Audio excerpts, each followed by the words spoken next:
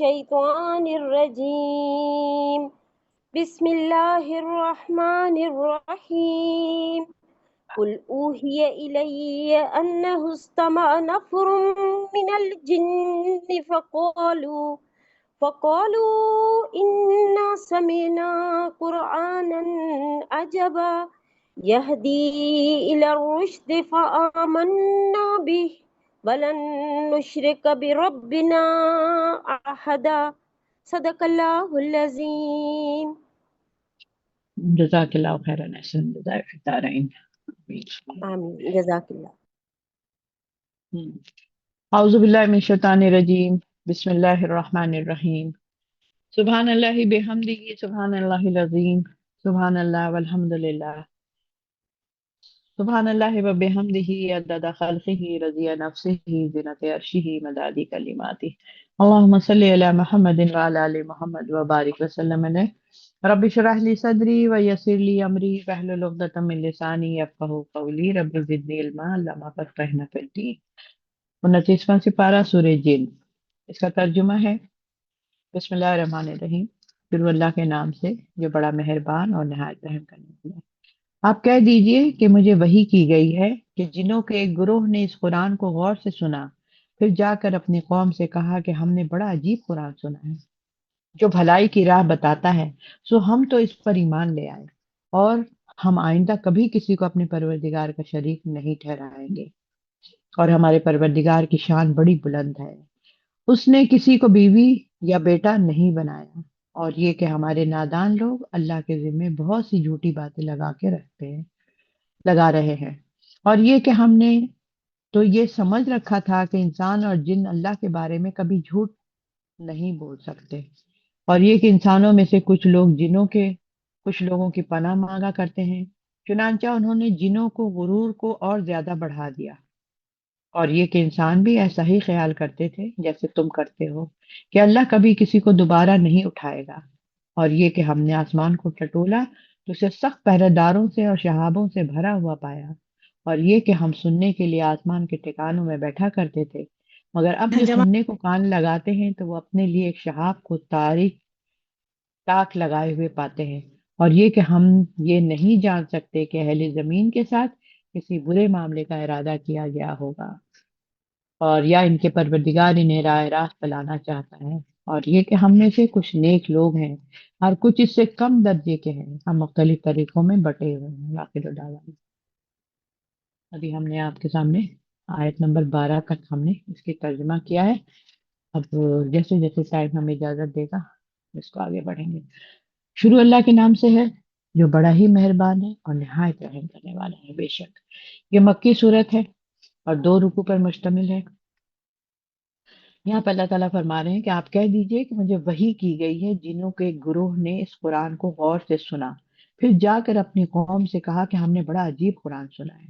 اب یہاں پر کیا ہے، اس میں ہم دیکھتے ہیں حدیث سے ہمیں پتہ چلتا ہے کہ حضرت عبداللہ بن عباس رضی اللہ عنہ کہتے ہیں کہ ایک دفعہ آپ صلی اللہ علیہ وسلم اپنے چند صحابہ کے ساتھ عکاف کے بازار جانے کا ارادہ سے روانہ ہوئے. ان دنوں شیطانوں کو آسمان کی خبر ملنا بند ہو گئی تھی. شیطان جو تھے اور ان پر انگارے پھینکے جاتے تھے، وہ زمین کی طرف لوٹ آتے تھے اور آپس میں کہتے تھے کہ یہ کیا ہو گیا ہے، ہمیں آسمان کی خبر ملنا ہی بند ہو گئی ہے اور ہم پر انگارہ پھینکے جا رہے ہیں. ضرور کوئی نئی بات واقع ہوئی ہے جس کی وجہ سے ہمیں آسمان کی خبر ملنا بند ہو گئی ہے. اب یوں کرو کہ ساری زمین کے مشرق اور مغرب میں پھر کر دیکھو وہ کیا نئی بات واقع ہوئی ہے. ان میں سے کچھ شیطان جو تھے حجاز کی طرف روانہ ہوئے کی طرف آئے اور آپ صلی اللہ علیہ وسلم تک پہنچ گئے. اس وقت آپ صلی اللہ علیہ وسلم نخلا میں تھے اور عکاظ کے بازار جانے کا ارادہ رکھ رہے تھے. آپ صلی اللہ علیہ وسلم اپنے صحابہ کو نماز فجر پڑھا رہے تھے. جب ان جنوں نے قرآن سنا تو ادھر کان لگا دیا، پھر کہنے لگے یہ وہی چیز ہے جس کی وجہ سے آسمان کی خبر ہمیں آنا بند ہو گئی ہے. پھر اس وقت وہ اپنی قوم کی طرف لوٹے اور کہنے لگے کہ ہم نے ایک بڑا عجیب قرآن سنا ہے. اللہ تعالیٰ نے آپ پر یہ صورت نازل فرمائی. اس وقت یہ صورت نازل ہوئی جو ابھی میں نے آپ کے سامنے پڑھی ہے، سورہ جن کی. ابن عباس کہتے ہیں کہ جنوں کی یہ گفتگو آپ صلی اللہ علیہ وسلم کو وحی کے ذریعے سے معلوم ہوئی. ٹھیک ہے، یہ جنوں کی گفتگو آپ صلی اللہ علیہ وسلم کو وحی کے ذریعے سے اللہ تعالیٰ نے نبی صلی اللہ علیہ وسلم کو بتایا. یہ بخاری کی حدیث ہے. اور پھر جنوں کا جو ہے مختلف موقعوں پر قرآن سننا، کس کس موقع پر وہ قرآن سنتے تھے، تو سورہ احقاف کی آیت نمبر 29 سے لے کر 32 تک میں جنوں کے قرآن سننے کا ذکر گزر چکا ہے۔ اگر اس کا آیت کو اس آیت سے ملائیں گے تو ہمیں پتہ چلے گا کہ وہاں پر بھی جنوں کے بارے میں بتایا گیا ہے، لیکن قرآن کے ہی مضامین سے ہمیں پتہ چلتا ہے کہ یہ دو الگ واقعات ہیں۔ سورہ احقاف میں بیان ہے کہ واقعے کے مطابق سننے والے جن جو تھے وہ مشرک نہیں تھے، بلکہ وہ سیدنا موسیٰ علیہ السلام پر اور تورات پر ایمان رکھتے تھے۔ پھر قرآن سننے کے بعد وہ جن قرآن پر اور آپ صلی اللہ علیہ وسلم کی نبوت پر ایمان لے آئے تھے، جو نیک والے جو جن تھے، جو جبکہ اس صورت میں جنوں کا ذکر آیا ہے وہ مشرک تھے، جن کو مطلب بھگایا گیا تھا، اور جو لوگوں کا ذکر یہاں پہ جو ذکر آ رہا ہے وہ مشرک جن تھے۔ جنوں کے متعلق جو آپ کو پتا ہے کہ انسان کے علاوہ جن ہی ایسی مخلوق ہیں جو شریعت کے مکلف ہیں، اور نمبر 2 میں ہے کہ جن جو ہے ناری مخلوق ہے، یعنی آگ سے بنے ہوئے ہیں، ناری مخلوق ہیں، اور تیز شعلہ یا آگ کی لپیٹ سے پیدا کیے گئے ہیں وہ، جبکہ انسان خاکی مخلوق ہے، خاک سے بنا ہوا، مٹی سے بنا ہوا ہے۔ اور نمبر 3، انسان کی پیدائش سے پہلے جن ہی زمین پر آباد تھے۔ ہم نے کئی دفعہ پڑھا بھی ہے اور ہمیں پتہ بھی ہے کہ زمین جب نہیں بنی تھی، لوگ نہیں آئے تھے زمین پہ، تو اس وقت سے پہلے یہاں پر جن آباد تھے، اور ان میں بھی نبوت کا سلسلہ جاری تھا، اور لیکن انسان کی تخلیق کے بعد نبوت کا جو سلسلہ حضرت آدم علیہ السلام اور اس کے اولاد میں منتقل ہو گیا۔ ٹھیک ہے، اب جو نبی انسانوں کے لیے مبعوث ہوئے تھے وہی جنوں کے لیے بھی ہوتے ہیں، تو یہاں پر وہی آپ کو تفصیل بتائی گئی ہے۔ اور اس کے ساتھ جنوں کی صفات کیا ہے؟ پھر جن تو انسانوں کو دیکھ سکتے ہیں، لیکن انسان جنوں کو نہیں دیکھ سکتے۔ اس صورت میں بھی جن جو ہے جنوں کا مطلب جنوں کا ذکر آیا ہے، رسول اللہ صلی اللہ علیہ وسلم نے انہیں دیکھا نہیں تھا، بلکہ بعد میں وحی کے ذریعے سے آپ صلی اللہ علیہ وسلم کو ان کے قرآن سننے اور متاثر ہو کر ایمان لانے کی خبر دی گئی تھی۔ جن بھی انسانوں کی ہی علاقائی زبان بولتے ہیں اور سمجھتے ہیں، یہی وجہ ہے کہ جن قرآن سننے کے ساتھ ہی فوراً اسے سمجھ جاتے ہیں اور ایمان لے آئے، جو ان کو جو نیک بننا چاہتے ہیں۔ انسان کی طرح ان میں بھی بعض نیک ہوتے ہیں اور بعض بد کردار ہوتے ہیں اور نافرمان ہوتے ہیں، جنوں کے اندر بھی یہ ساری سلسلہ ہے۔ نیز جس قسم کے عقائد اچھے ہوں یا برے انسانوں میں پائے جاتے ہیں، جنوں میں بھی پائے جاتے ہیں۔ اچھی خصلت بھی ہوتی ہے، اچھے عقائد بھی ہوتے ہیں اور برے بھی۔ اسی طرح بد کردار جنوں کو شیطان کہا جاتا ہے۔ جو بد کردار ہوتے ہیں یعنی جو برے والے جو جن ہوتے ہیں ان کو شیطان کہا جاتا ہے، اور قرآن میں یہ الفاظ ان معنوں میں متعارف کے طور پر استعمال ہوا ہے۔ اور پھر انسانوں کی طرح ان میں بھی یعنی کہ ان کی جو نسل میں ان کے بھی اضافہ ہوتا ہے۔ تو یہ جو ہے پوری سورہ جن اتری ہی دیکھیں جن کے نام پر ہے، تو یہاں پر یہ ساری باتیں میں نے آپ کو بتا دی کہ آپ کہہ دیجئے کہ مجھے وحی کی گئی ہے کہ جنوں کا ایک گروہ نے اس قرآن کو غور سے سنا اور جا کر قوم سے کہا کہ ہم نے بڑا عجیب قرآن سنا جو بھلائی کی راہ بتاتا ہے، سو ہم اس پر ایمان لے آئے۔ جب ہمیں اللہ تعالیٰ نے یہاں پر بتا دیا اپنی وحی کے ذریعے سے کہ جو بھلائی کی راہ بتاتا ہے، اور ہم سب کو پتا ہے یہ قرآن کیا ہے؟ بھلائی ہے۔ قرآن ہے کیا ویسے؟ کلام ہے۔ کلام کس کا ہے؟ اللہ رب العالمین کا کلام، بات چیت۔ اب فرض کریں میں کوئی بات چیت کر رہی ہوں، اس کو کسی نے لکھ لیا، ایک کتابی شکل بن گئی، تو بھئی یہ ان کا کلام ہے، مطلب انہوں نے بتایا۔ جیسے شاعر ہوتے ہیں، یہ کون سے شاعر کا کلام ہے؟ علامہ اقبال کا کلام ہے۔ اچھا، کلام کا مطلب بات چیت کرنا، جس نے بات کیا ہے۔ تو یہ کلام کس کا ہے؟ یہ اللہ کا کلام ہے، قرآن مجید اللہ کا کلام ہے۔ وہ کرتا کیا ہے؟ بھلائی بتاتا ہے، اچھی اچھی باتیں بتاتا ہے۔ اگر ہم اچھے بننا چاہتے ہیں تو قرآن کھول لیں، اور اگر ہم برے بننا چاہتے ہیں تو قرآن کھولو ہی مت، پھر الٹ ٹپ زندگی اپنی گزارو، کہیں سے اچھا لے لو، کہیں سے برا لے لو، کہیں سے گندگی لے لو، کہیں سے کچھ لے لو۔ تو ہمیں صراط مستقیم نہیں مل سکتا پھر اگر ہم قرآن کے ساتھ نہیں جڑیں گے تو۔ اس قرآن جو ہمیں ملتا ہے کیا؟ صراط مستقیم بتاتا ہے، ہمیں زندگی کا راستہ، صحیح راستہ بتایا جاتا ہے۔ تو کیا ہم چاہیں گے کہ ہمارے بچے یا ہم میں سے کوئی بھی یا ہمارے والدین کیا چاہتے تھے کہ میرے بچے برے بنے؟ نہیں چاہتے نا۔ ابھی بھی ہم بچوں کو سکھاتے ہیں، سمجھاتے ہیں، ایسے نہیں، ایسے کرو، ایسے نہیں ایسے۔ تو یہی چیز قرآن سکھاتا ہے، اور ہم سے زیادہ تاثیر تو ظاہر ہے ہماری تو باتوں میں کیا تاثیر ہوگی، جو اللہ کے کلام میں تاثیر ہوتی ہے۔ اسی لیے جب انسان تھوڑا سا بھی قرآن پڑھنا شروع کر دیتا ہے تفسیر کے ساتھ، تو اس کا آہستہ آہستہ آہستہ دل اللہ تعالیٰ اسی طرف لے آتا ہے۔ اور پھر وہ نہایت ہی بہترین انسان بن جاتا ہے۔ تو یہ قرآن کیا ہے؟ بھلائی کی راہ دکھاتا ہے۔ سو ہم تو اس پر ایمان لے آئے، اور پھر کیا کیا؟ ہم آئندہ کبھی کسی کو اپنے پروردگار کا شریک نہیں ٹھہرائیں گے، یہ وہ کہہ رہے ہیں کہ ہم آئندہ نہیں شریک ٹھہرائیں گے کسی کو بھی۔ اور ہمارے پروردگار کی شان کیا ہے؟ بہت بلند ہے، بڑی بلند ہے، زبردست ہے۔ تو کیونکہ اس نے کسی کو بیوی یا بیٹا بھی نہیں بنایا، اللہ کے نہ کوئی بیوی ہے نہ کوئی بیٹا ہے، اللہ تو اکیلا ہی ہے۔ تو یہاں پر جو ہے قرآن سننے والے جنوں کو اپنی قوم کی تبلیغ کرتے تھے وہ بھی۔ آیت نمبر 2 اور 3 سے ہمیں پتہ چلتا ہے کہ اس موقع پر قرآن سننے والے جن مشرک تھے۔ اس وقت جو قرآن سنتے تھے، مطلب ظاہر ہے سننے کے لیے آئے ہیں، تو ان کو مشرک لوگ تھے، جو مشرک شیطان شریک جو جن تھے وہ آ کے سن رہے تھے نبی صلی اللہ علیہ وسلم جب نماز پڑھ۔ ان میں سے کچھ ایسے بھی تھے جو عیسائیوں کے عقیدے پر سے بہت متاثر تھے، ٹھیک ہے۔ قرآن کا بیان سن کر انہیں معلوم ہوتا ہے کہ اللہ کی ذات بیوی بیٹوں کے احتیاط سے پاک ہے، ان کے کوئی بیوی کوئی بیٹا نہیں ہے۔ جب مشرک جو ہے، مشرک جو ہیں وہ یہ کہہ رہے ہیں کہ بھائی اللہ تعالیٰ کی تو کوئی، مطلب وہ تو شریک بناتے ہیں نا، اللہ کے ساتھ شریک بناتے ہیں نا۔ تو وہ جب انہوں نے قرآن کا جب بیان سنا تو انہیں معلوم ہوا کہ اللہ کی ذات کیا ہے؟ بیوی بیٹوں سے پاک ہے، ان کی کوئی بیوی بیٹے کوئی نہیں۔ اور اس کا تصور کھینچنا ان کے لیے سخت گمراہ کن عقیدہ تھا۔ مطلب ہم اپنے عقیدے کو کیسے بدلیں؟ کیونکہ ہم تو شرک کرتے ہیں، وہ لوگ تو شرک کرتے تھے، تو اپنے عقیدے کو کیسے بدلیں؟ یہ ان کے لیے بڑا مشکل کام تھا کہ اللہ ایک ہو ہی نہیں سکتا ہے، جیسے ہم نے بارہا پڑھا ہے، کئی بت ہوتے ہیں، نام بھی پڑھا ہے ہم نے ان کا۔ تو بت جو ہوتے ہیں وہ سارے ہوتے ہیں، تو ایک اللہ کیسے ہو سکتا ہے؟ ایک مالک کیسے ہو سکتا ہے؟ لہٰذا ہم ایسے عقیدے اور خیالات سے توبہ کر کے اللہ اکیلے پر ہم ایمان لے آتے ہیں۔ جب انہوں نے قرآن سنا تو اس میں ساری چیزوں سے اندازہ ہوا کہ بھائی اللہ تو ایک ہی ہے۔ پھر انہوں نے کیا کیا؟ توبہ کیا۔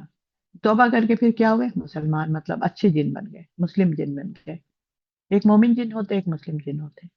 کسی نے مجھے ایک قصہ سنایا تھا، یہ واقعہ صحیح واقعہ، سچا واقعہ ہے کہ کسی کا کوئی درخت تھا ان کے گھر میں، بہت بڑا سا، کوئی پتہ نہیں بیری کا تھا شاید، کیا تھا، کافی پھل اس میں آتے تھے، اور کسی وجہ سے ان لوگوں نے اس کو کاٹ دیا۔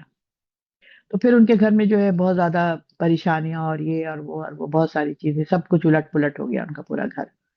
تو جب پتہ کیا گیا تو پتہ چلا کہ جی اس درخت پر، ایک تو بیری کے درخت پہ آپ کو پتہ ہے کہ جنات ہوتے ہیں، ہمیشہ ہوتے ہیں زیادہ تر، اور اس میں اچھے ہوتے ہیں اور برے بھی ہوتے ہیں، ان کے اچھے تو ہوتے ہی ہیں، لیکن جنات ہوتے ہیں اس کے اوپر، اور انہوں نے درخت وہ کاٹ دیا۔ انہوں نے کہا کہ ہم تو یہاں پر بیٹھ کے ہر وقت تلاوت کرتے تھے، سورہ یاسین پڑھتے تھے، قرآن پڑھتے تھے، اور انہوں نے ہمیں کاٹ دیا، تو اب ہم ان کو چھوڑیں گے نہیں۔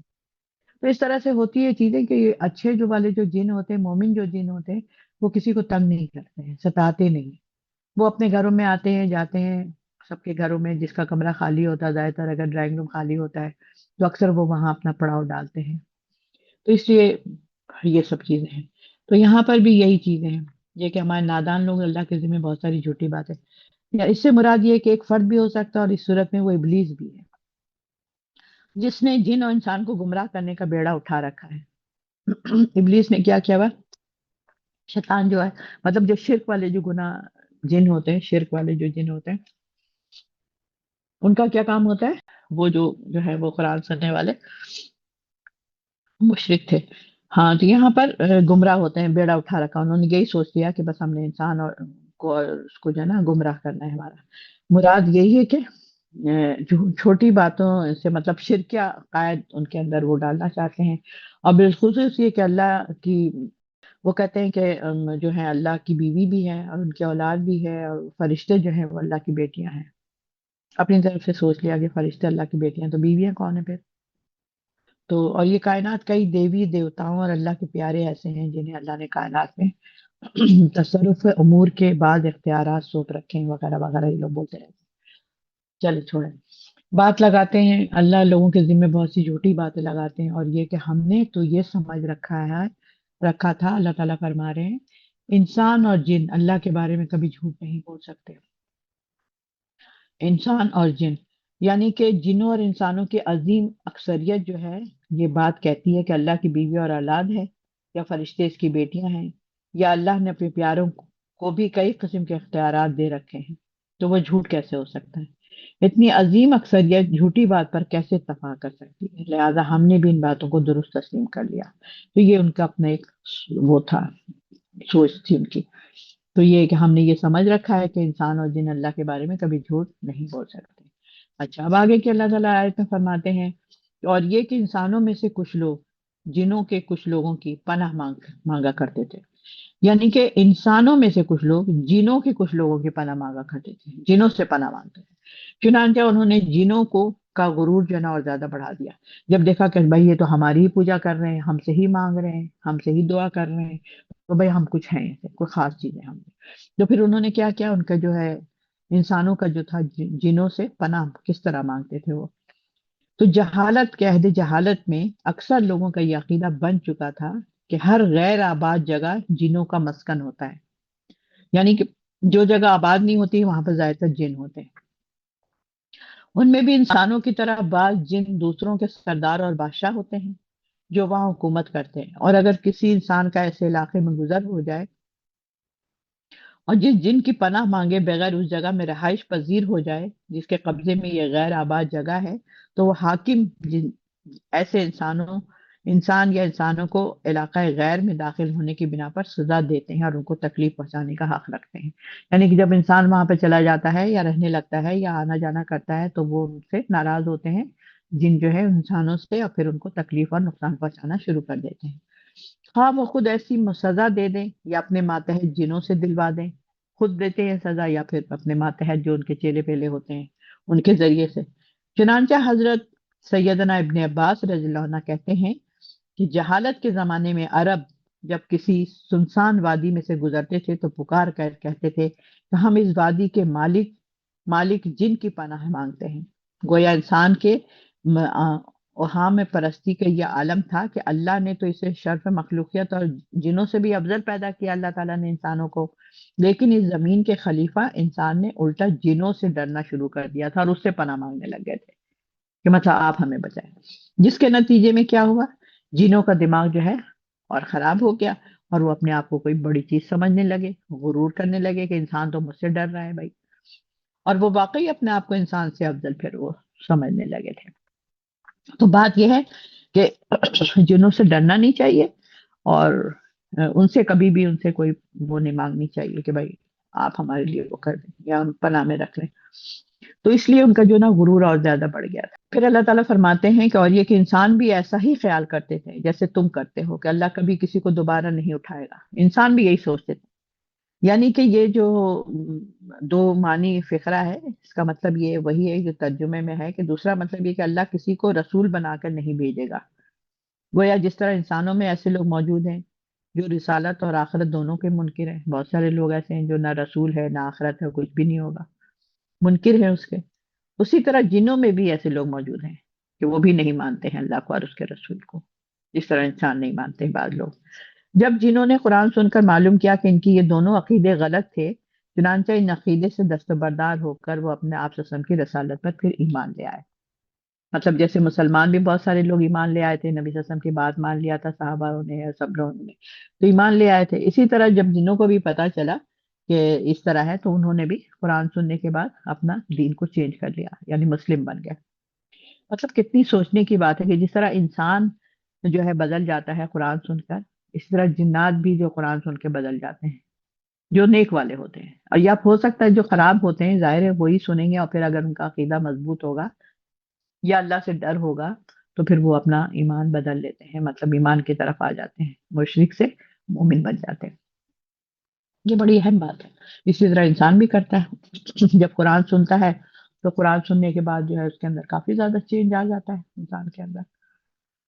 تو اسی طریقے سے جناتوں کا بھی ہوتا ہے۔ اچھا جی، اس کے بعد پھر کیا ہے کہ انہوں نے غرور ان کا بڑھا دیا، دوبارہ نہ اٹھائے گا، اور یہ کہ انسان بھی کبھی ایسے ہی خیال کرتے تھے جیسے تم کرتے ہو کہ اللہ کبھی کسی کو دوبارہ نہیں اٹھائے گا۔ انسان بھی یہی سوچتے تھے کہ مرنے کے بعد ہم دوبارہ تھوڑی پیدا ہوں گے۔ جو آج بھی مشرک وغیرہ لوگ جو ہیں وہ لوگ یہی سمجھتے ہیں کہ بس مر کھپ کے یہیں ختم ہو جائیں گے، اب دوبارہ ہم زندہ نہیں ہو سکتے۔ اسی طرح وہ بھی یہی سمجھتے تھے جنات بھی۔ اور یہ کہ ہم نے آسمان کو ٹٹولا تو اسے سخت پہرے داروں سے اور شہابوں سے بھرا ہوا پایا، اور یہ کہ ہم سننے کے لیے آسمان کے ٹھکانوں میں بیٹھا کرتے تھے، جنات کہہ رہے ہیں ہم تو سننے کے لیے، باتیں سننے کے لیے ہم آسمان کے کنارے پہ بیٹھ کے اللہ کی باتیں سنتے تھے، یہ لوگ آپس میں کیا باتیں کر رہے ہیں فرشتوں کے ساتھ۔ مگر اب جو سنتے ہیں کان لگا کر تو ایک شہاب کو ہمارے لیے بھاگ کے وہ ہمیں وہ شعلہ جو ایک نکل کے شوٹ آتا ہے اور اس کو مار کے بھگا دیتے ہیں. آپ لوگوں نے بھی دیکھا ہوگا کئی دفعہ آسمان پر نظر آتا ہے اس طرح. اور یہ کہ ہم یہ نہیں جان سکتے ہیں کہ اہل زمین جو تھی وہ کے ساتھ کسی برے معاملے کا ارادہ ہے اس کا. یعنی کہ یہ ہے کہ خبر لینے کے لیے وہ گھات لگا کے بیٹھا ہوتا تھا کہ اللہ تعالیٰ کیا باتیں کر رہے ہیں. اور ان کا پروردگار انہیں راہ راست پہ لانا چاہتا ہے یہاں پر. یعنی ہمیں معلوم ہو گیا کہ آسمان پہ اس قدر ناکہ بندی ہے، یعنی کہ ہر طرف ایسا لگ رہا ہے چوکیدار اللہ تعالیٰ کے آگے پیچھے گھوم رہے ہیں کہ کوئی شیطان اور کوئی جن اس طرف نہیں آئے. رہی وہ بات لوگ اس قرآن پر ایمان لا کر اللہ تعالیٰ کے انعامات اور کرامات کے مستحق بنتے ہیں تو اس کا انکار کر کے اللہ کے عذاب کے بھی مستحق بن سکتے ہیں. یہ معلوم کرنے کا ہمارے پاس کوئی ذریعہ باقی نہیں رہ گیا. اسی لیے کہا جاتا ہے، اللہ کے نبی صلی اللہ علیہ وسلم نے فرمایا کہ جب مغرب کے وقت ہو جائے تو بچوں کو گھروں میں رکھ لیا کرو، گھروں کے اندر لے آیا کرو، اور جب کافی اندھیرا تھوڑا پھیل جائے تو پھر چھوڑ سکتے ہو کہ کسی کام سے باہر جانا ہے یا کچھ ہے تو جا سکتے ہیں، لیکن مغرب کے وقت خصوصی طور پر وہ سب نہیں کرنا چاہیے. بہت ساری بلائیں جو ہے ایسی سی خرافات ہیں وہ سب اوپر سے اترتی ہیں یا ادھر ادھر وہ گھوم رہی ہوتی ہیں، جا رہی ہوتی ہیں تو کسی کے اوپر بھی آ سکتی ہیں. تو اس طریقے سے مغرب کے وقت کا خصوصی طور پہ بچوں کا بہت زیادہ خیال رکھنا چاہیے. یہاں پر یہ ہے بس اب یہ ختم ہی کرتی ہوں اس کو. اور یہ کہ ہمیں اس بات کا یقین ہو چکا ہے کہ ہم نہ تو اللہ کو زمین میں چھپ کر عاجز کر سکتے ہیں اور نہ ہی بھاگ کر اسے ہم ہرا سکتے ہیں. یعنی اب ہماری بھلائی اسی بات میں ہے کہ ہم بلا چو چرا قرآن پر ایمان لے آئیں. اگر ہم نے قرآن کو نہ مانا تو اللہ کی سزا سے بچ نہیں سکیں گے. نہ زمین میں کسی جگہ چھپ سکتے ہیں، نہ ادھر ادھر بھاگ سکتے ہیں، نہ ہوا میں اڑ سکتے ہیں، غائب ہو سکتے ہیں. نہیں، جب ہدایت کی بات آ گئی ہے تو پھر ہمیں اللہ کی طرف مڑ جانا چاہیے. اب جو شخص بھی اپنے پروردگار پر ایمان لائے گا اسے نہ حق تلفی کا اس کو ڈر ہوگا اور نہ زبردستی کا. یہ کہ ہم میں سے کچھ تو مسلمان فرما بردار اور کچھ بے انصاف لوگ ہیں. یہاں پر کیا مطلب ہے؟ جب وہ اہم نکات ہے کہ جنہوں نے رسول اللہ صلی اللہ علیہ وسلم سے قرآن سن کر اخذ کیا تھا پھر ایمان لانے کے بعد اپنے قوم کے پاس جا کر انہیں بتائے تھے. یعنی قرآن بات سنا، ان نماز پڑھا رہے تھے نبی صلی اللہ علیہ وسلم، جنوں کا گزر ہوا تو وہاں پر رک کے سننے لگے اور پھر جا کر اپنے لوگوں کو بتایا. تو اس میں انہوں نے بتایا یہ کہ حق تلفی سے مراد یہ کہ جتنے اجر کا وہ مستحق ہے اس کو اس سے کم دیا جائے گا، یا زبردستی سے مراد یہ کہ اسے نیکی کا کوئی اجر نہیں دیا جائے گا، یا بلا قصور ہی کسی کو سزا ڈالی جائے گی. قصوروار جو ہے قصور تو کم ہو مگر سزا زیادہ ڈالی جائے گی. کسی ایمان لانے والے پر اللہ کے ہاں سے کوئی صورت نہیں ہوگی. یعنی جتنا کیا ہوگا اتنا ہی ملے گا. مثقال ذرۃ خیر یرا مثقال ذرۃ شر یرا. جتنا ذرہ برابر بھی کوئی نیکی کرے گا وہ بھی دیکھ لے گا، اور ذرہ برابر بھی برائی کرے گا تو وہ بھی دیکھ لے گا. کسی کے حق تلفی نہیں ہوگی. اللہ انصاف پسند ہے اور اسی لیے جزا کا دن رکھا گیا. اس دن جزا یا سزا، انعام کا دن یا پھر سزے کا دن، اس میں ذرا بھی کچھ بھی غلط نہیں ہوگا. اور جب انسان کا اعمال نامہ جب اللہ تعالیٰ پوچھے گا تم نے یہ نہیں کیا وہ نہیں کیا، اپنے پڑوسیوں کو دعوت نہیں دی، خود ہی تم دین کی طرف چل پڑتے تھے لیکن اپنے لوگوں کی طرف خیال نہیں کرتے تھے، تو پھر وہ جب وہ کہے گا نہیں ہم نے یہ ہم نے وہ، زبان کو اللہ تعالیٰ بند کر دے گا. سورہ یاسین میں ہے. اور اس کے اعضاء اور اس کے جلدیں گواہی دیں گی کہ ہاں یہ اس نے ایسے کیا تھا، اس نے ایسے کیا. تو کسی پر بھی ذرہ برابر بھی ظلم آخرت میں نہیں ہوگا. تو ہمارے جب اس کا اعمال نامہ اس کو کھول کر دکھایا جائے گا وہ کہے گا ہائے ہماری بدقسمتی. اس میں تو کوئی چھوٹی سی چھوٹی بات اور بڑی سی بڑی بات لکھنے سے بچی نہیں. اس میں تو میری ایک ایک چھوٹی سی چھوٹی بات ہے. 1945 میں آپ نے جمعرات والے دن کے 3:02 پر آپ نے یہ گناہ کیا تھا. یا اللہ، میں نے یہ گناہ کیا تھا، مجھے تو یاد بھی نہیں. یاد تو نہیں ہے مگر میرے پاس تو لکھی بھی یہ چیزیں. آپ اس کو جھٹلا تو نہیں سکتے. اور وہ بھی کسی ایسے ویسے انسانوں نے نہیں لکھی ہے، میرے ہی بندے بیٹھے تھے، میرے ہی مطلب فرشتے بیٹھے تھے. تو یہ چیزیں ہیں. تو یہاں پر فرما بتا تو یہ چیزیں ہیں کہ لوگوں نے بھلائی کا راستہ اختیار کیا. جو بے انصاف ہے وہ دوزخ کا ایندھن بنیں گے. جو بے انصاف ہے وہ دوزخ کا ایندھن بنیں گے. یعنی قرآن کے ساتھ نہیں جڑیں گے، قرآن کی بات نہیں مانیں گے، قرآن پر نہیں چلیں گے، اللہ کے کلام کو نہیں سنیں گے. اللہ تعالیٰ کیا کہہ رہا ہے؟ پھر وہ دوزخ کا ایندھن بنیں گے. وآخر دعوانا الحمدللہ رب العالمین. سبحانک اللہم و بحمدک نشہد ان لا الہ الا انت نستغفرک و نتوب الیک. السلام علیکم ورحمۃ اللہ وبرکاتہ.